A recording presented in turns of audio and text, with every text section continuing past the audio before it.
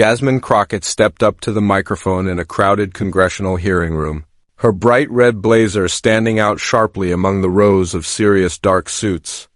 The energy in the room felt charged, cameras clicked nonstop, and journalists leaned forward from the gallery above, trying to catch every detail.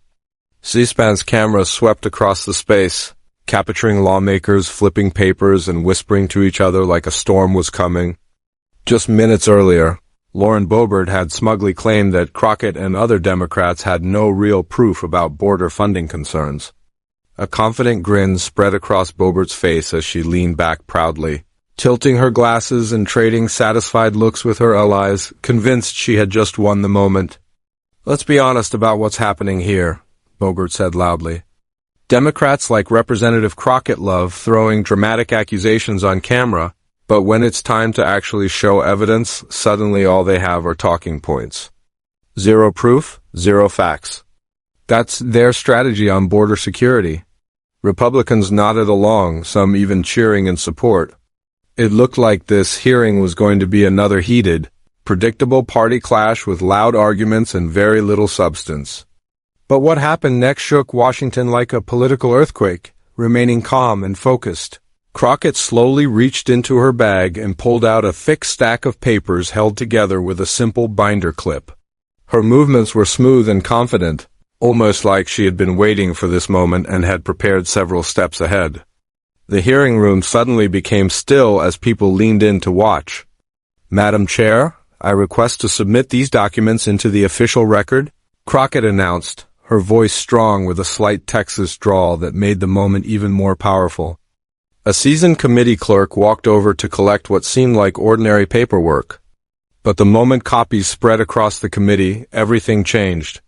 Pages rustled, eyes scanned quickly, and reactions started forming before anyone could hide them.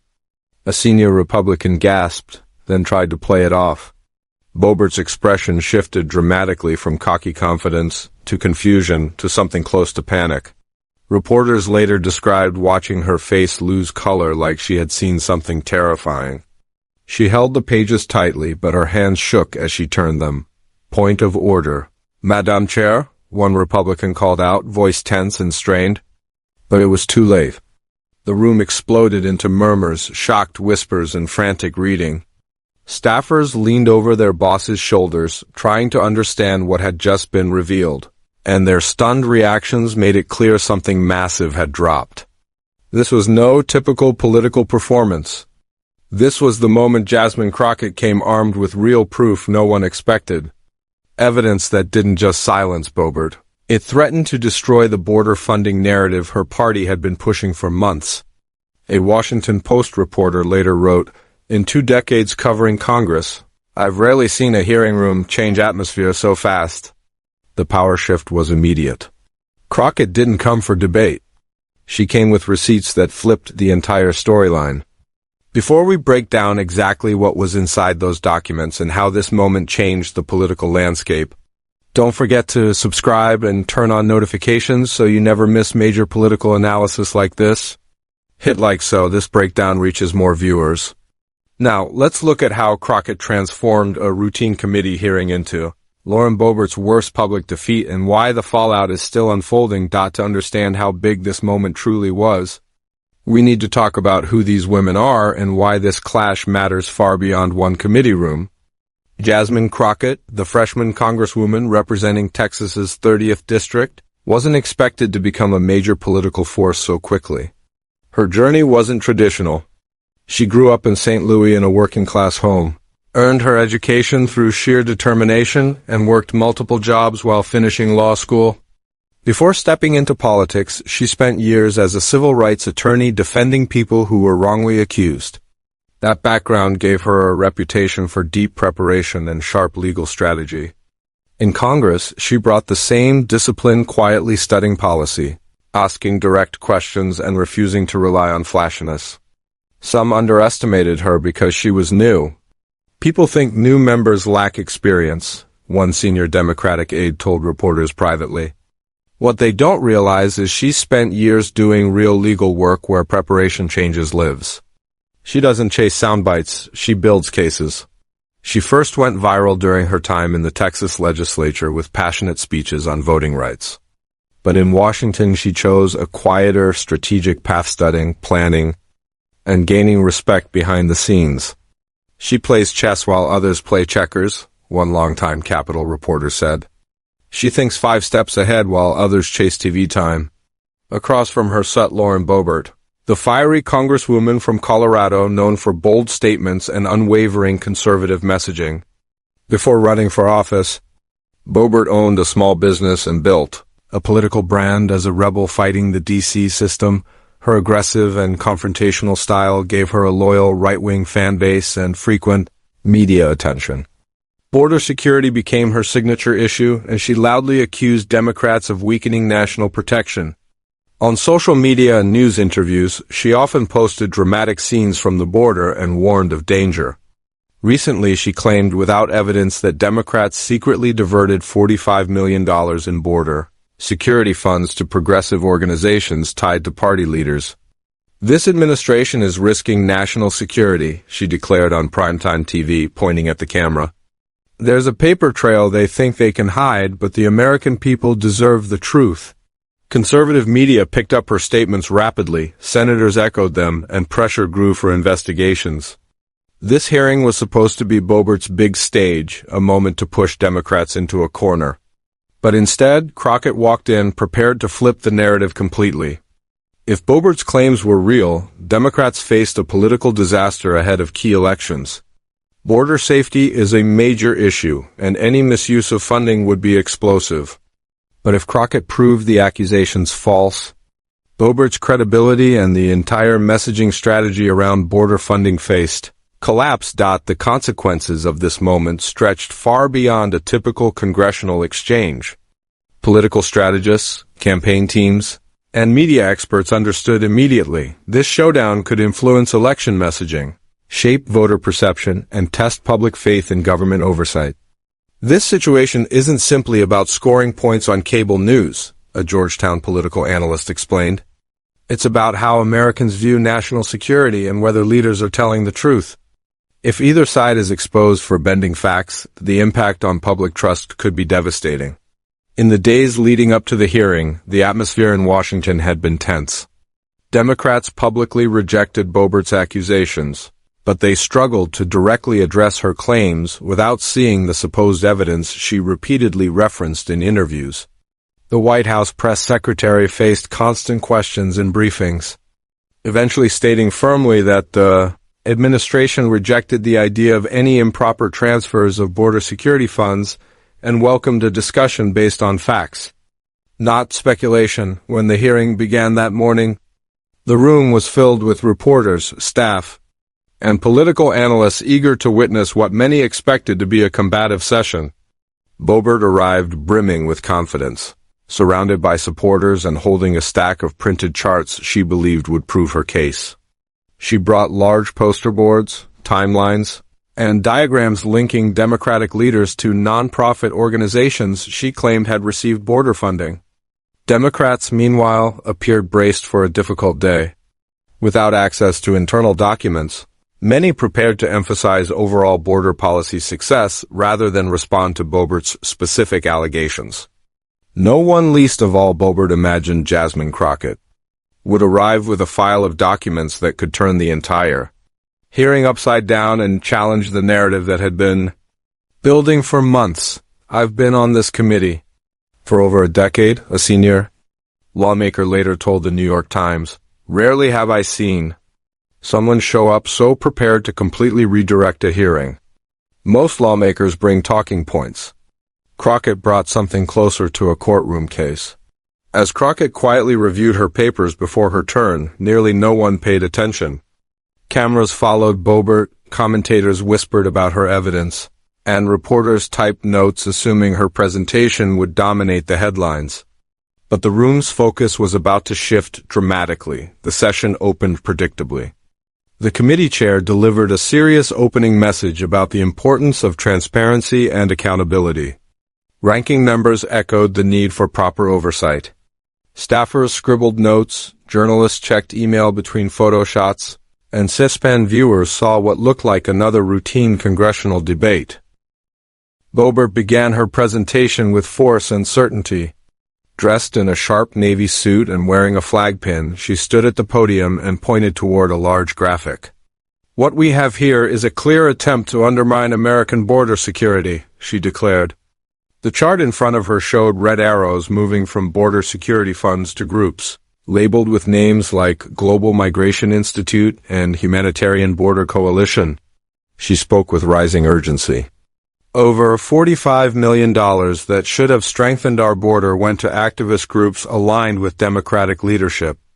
These transfers happened under this administration. They are real, documented, and dangerous. She moved through her visual boards one by one, pointing to dates, names, and supposed funding links. Flashes from cameras increased as she delivered what looked like a meticulously assembled case. One chart attempted to show political donors tied to recipients of the funds. Another featured a photo of a border barrier with an opening, which she dramatically referenced as the human cost of political games. Republican committee members nodded approvingly, taking notes or whispering to aides. The scene felt polished, almost theatrical, like a show of confidence designed to control the news cycle when Democrats began their responses. Several pushed back, but without specific evidence. Their words lacked force. One senior representative questioned Boebert's research methods, calling her claims misleading and implying her charts exaggerated associations. Another pointed out that many nonprofits at the border provide humanitarian support that complements law enforcement. But without hard proof to counter Boebert's exact claims, their arguments fell flat. And reporters kept their eyes on the graphics Boebert had brought. Then it was Jasmine Crockett's turn. "Thank you, Madam Chair," she said calmly, adjusting her microphone. Unlike others before her, she didn't spend time on party talking points or border policy speeches. Her tone was clear, controlled, and almost prosecutorial. "Representative Boebert has made very serious claims today," Crockett began, locking eyes across the room. "And as we all know, serious accusations require serious evidence." Boebert leaned back with a smirk, convinced Crockett was about to offer excuses rather than facts. A few journalists, who had been scrolling on their phones, suddenly glanced up, sensing something shift. "Before I address the documents in front of us," Crockett continued, "I'd like to ask a straightforward question. Representative Boebert, can you confirm that your primary source for these allegations is former DHS analyst Martin Shelby?" A subtle but noticeable change crossed Boebert's face, eyes widening slightly, jaw tightening. Committee members looked up sharply. "I don't reveal sources," Boebert shot back quickly. "Real whistleblowers must be protected. I assume you understand that, having worked as an attorney." Crockett nodded as though she expected that answer. "Absolutely. Protecting whistleblowers is critical," she replied evenly. "Which is why it concerned me deeply when I reviewed the circumstances surrounding Mr. Shelby's exit from the Department of Homeland Security." She reached into her briefcase and pulled out a single official-looking sheet. She held it up firmly. The room fell nearly silent. Journalists leaned forward. "This is Mr. Shelby's official termination letter from DHS, dated 8 months ago," Crockett said. "He was not a whistleblower. He was fired for falsifying internal reports and manipulating budget data." A wave of murmurs rolled across the room. Phones came out. Staffers typed frantically. Boebert stiffened, trying to recover. "One disgruntled employee doesn't erase the financial trail we've uncovered," she insisted. "The facts remain. The transfers happened." Crockett smiled, slow, steady, confident. It was the kind of smile someone gives when the trap they set has just sprung shut. "I agree," she replied, her voice razor-sharp and controlled. "Facts matter." And that was the moment the tone shifted completely. "Which is exactly why I didn't depend on just one source," Crockett continued firmly. "When these claims started circulating, I decided the public deserved the truth about where their tax dollars actually went." She reached into her briefcase again, pulling out a thick binder filled with neatly tabbed documents. With assistance from members of the Financial Services Committee and cooperation from Treasury officials, We obtained the full and official records for every border security transfer in question. The clerk approached as Crockett handed the binder over. These aren't paraphrased summaries or graphics made for presentation, she said clearly. These are the original federal transfer records. They include verification codes, signatures from approving officials, and detailed allocations for every single dollar. She began passing out copies across the committee table. If you turn to page 4, you'll find a detailed accounting of the entire $45 million. Every cent was spent exactly as Congress directed border staffing, surveillance tech, and infrastructure upgrades. The organizations Representative Boebert mentioned today were funded through a totally separate humanitarian aid appropriation, which was publicly approved and documented. As lawmakers flipped through the pages, the hearing room fell almost silent. A few Republicans frowned, glancing over the documents with growing discomfort. Boebert scanned her copy quickly, her jaw tightening as she reached the later pages. These could be falsified, Boebert muttered, though her earlier boldness was gone. We need confirmation from Treasury. Crockett did not hesitate. You're accusing the Treasury Department of issuing forged documents? Fortunately, each page contains Treasury's verification codes. Any member here can cross-check them. And she reached into her briefcase again. I also have a signed letter from the Deputy Treasury Secretary confirming authenticity. I'm entering that into the record as well? The energy in the room shifted sharply. Suddenly, the story unfolding wasn't about missing border funds. It was about misleading Congress. Reporters who had arrived, ready to write about Democratic wrongdoing, were now rushing to capture the reversal, but Crockett wasn't finished. She adjusted her glasses and continued in the same measured tone. During our review, my team uncovered something deeply troubling. The materials Representative Boebert presented were not prepared by federal analysts at all. They were created by a private political consulting firm that received a $175,000 payment from a previously undisclosed donor just 3 weeks ago. A stunned wave rippled across the chamber. One lawmaker closed his eyes and pinched the bridge of his nose. A moment that cameras would later splash across front pages. Madam Chair, Crockett said, holding up another set of papers, I have the financial records showing that payment, along with communications discussing the development of today's presentation. The chair paused, visibly shaken, then announced a 15-minute recess. Instantly, reporters scrambled to send breaking alerts. Staff clustered in whispered huddles. Republicans who had stood firmly behind Boebert minutes earlier now kept their distance. Consulting advisors outside the chamber, the atmosphere was electric. Members paced the hallway, phones pressed to ears.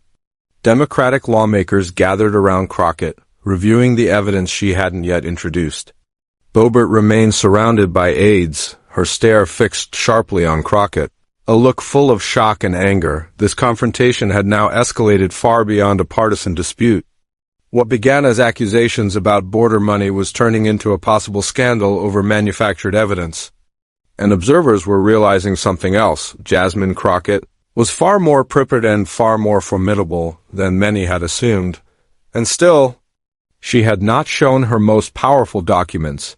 When lawmakers returned from recess, the room felt transformed. Cameras trained on Crockett as Boebert whispered frantically with staff. During the break, members verified the Treasury codes, Crockett began calmly.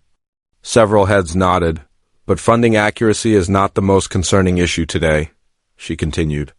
What truly matters is the intentional spread of false information to Congress and the American public. She turned directly toward Boebert. These weren't innocent mistakes. The evidence indicates the materials you brought were knowingly fabricated to create a political storyline. You're deflecting, Boebert snapped.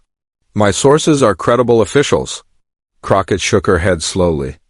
Then I hoped we wouldn't need to take this final step. She retrieved a sealed envelope and handed it to the clerk. These are internal emails between your office and the consulting firm Westridge Strategies. They discussed developing a border funding narrative designed to dominate media coverage regardless of accuracy. Copies spread around the dais. The room grew so quiet that pages turning could be heard, and there it was, the critical email. Boebert's chief of staff wrote, "The real numbers don't match the story. We need documents that tell the version we want, even if we adjust accounting." The firm replied, "We can build a presentation implying misconduct without creating verifiable claims. Maintain plausible deniability." The chair looked up, visibly shaken. "Representative Boebert, would you like to respond?" "Before."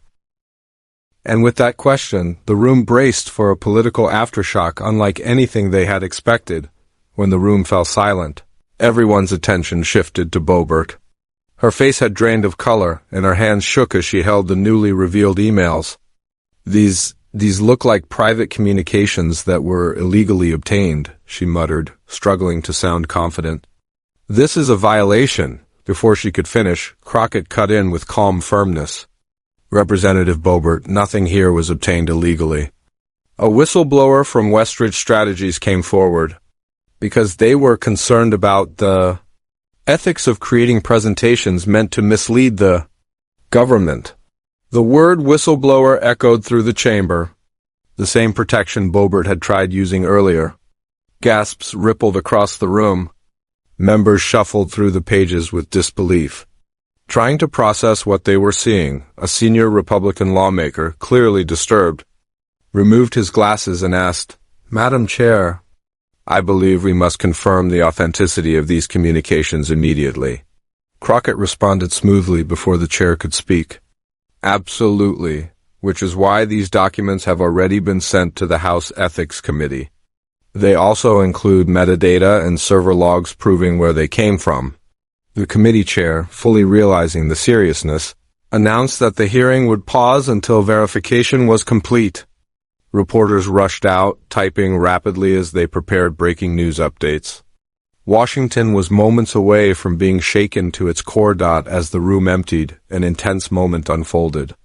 Crockett gathered her papers and Boebert approached her, surrounded by frantic aides and dozens of cameras pointed their way. "You think you've won?"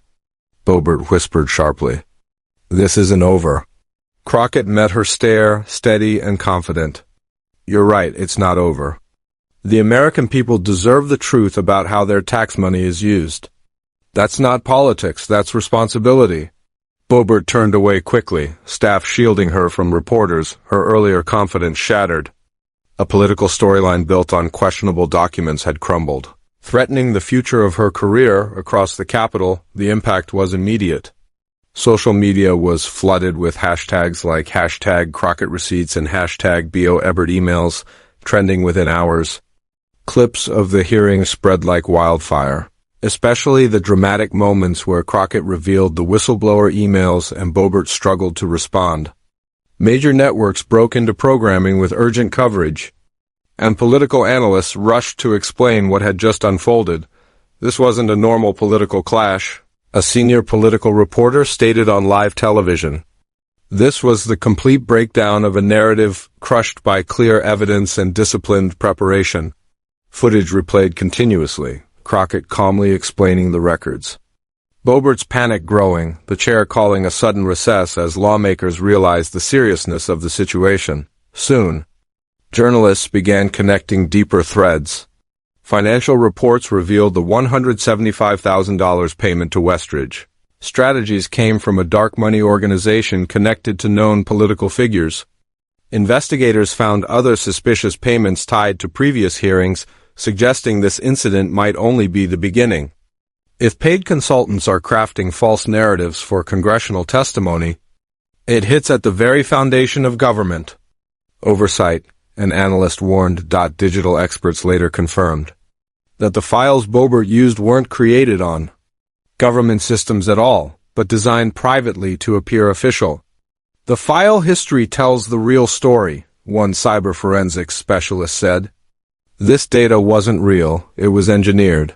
Crockett, once seen mainly as a rising freshman representative, suddenly became a national figure. Media outlets lined up for interviews, and her social media following skyrocketed by hundreds of thousands within a day. Her first public statement stayed measured and professional. This was not about party victory. This was about protecting the truth and ensuring Congress debates real facts. Border security matters and the public deserves genuine information, not manufactured political theater. The White House praised her commitment to factual accountability, calling her actions a strong example of proper congressional oversight. Meanwhile, Boebert's office attempted damage control, claiming the emails were misinterpreted and that she had relied on information from trusted advisors. But the defense faltered quickly as multiple outlets published more email excerpts showing discussions about creating a narrative. Whether the data supported it or not, this isn't ambiguous, a former federal prosecutor explained. These messages openly discuss creating misleading materials for Congress that can carry serious legal consequences. By the next morning, the House Ethics Committee confirmed an official investigation was underway. Even high-ranking members of Boebert's own party began distancing themselves. One senior Republican privately admitted, "If these documents check out, this crosses a line. Congress cannot function if we rely on fake information." Westridge Strategies suddenly found itself under nationwide scrutiny as the scandal exploded. The firm quickly hired a crisis management team and released a statement promising a full internal review. "We take these concerns extremely seriously," the company declared. "We are examining all communication records and employee actions." Several staff members were placed on leave while the matter was investigated. Their long-built reputation in Washington consulting circles crumbled overnight as clients announced they were cutting ties one after another. Experts on political media began asking deeper questions on national broadcasts. "This goes far beyond one hearing or one politician," explained a respected scholar during a morning interview. "This strikes at the core of how political narratives are created and circulated. If private firms are being paid to manufacture data that looks official, voters deserve to know where else this has happened." What other facts shown to Congress were essentially marketing products instead of real analysis. Colleges and universities incorporated the event into political science courses, using it as a live case study on both congressional vulnerabilities and the importance of evidence-driven debate over political theatrics. 3 days later, digital forensic teams confirmed the emails were authentic. Westridge announced that its investigation was ongoing and suspended multiple staff. The CEO stepped down, admitting that serious ethical failures occurred under his leadership.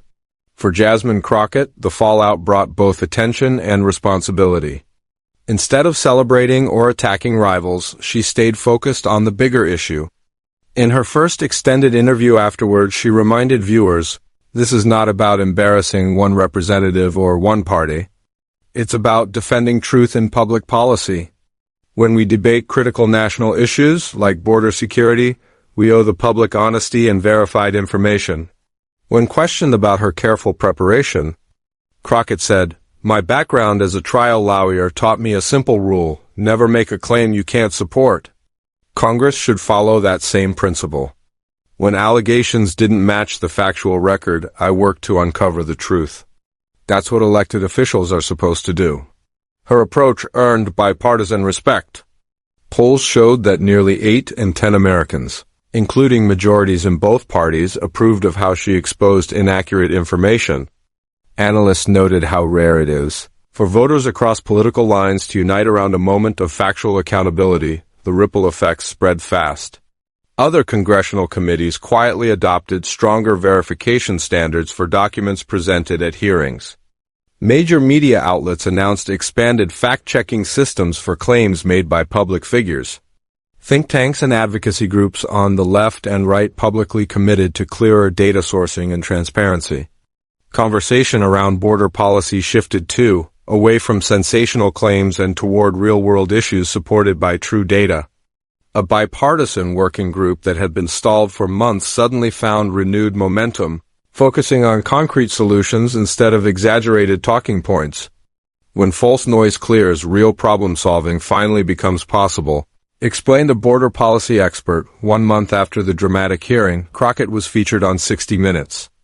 Asked how she viewed her sudden national profile, she quoted an old legal saying, "If you have the facts, lean on them. If you have the law, use it.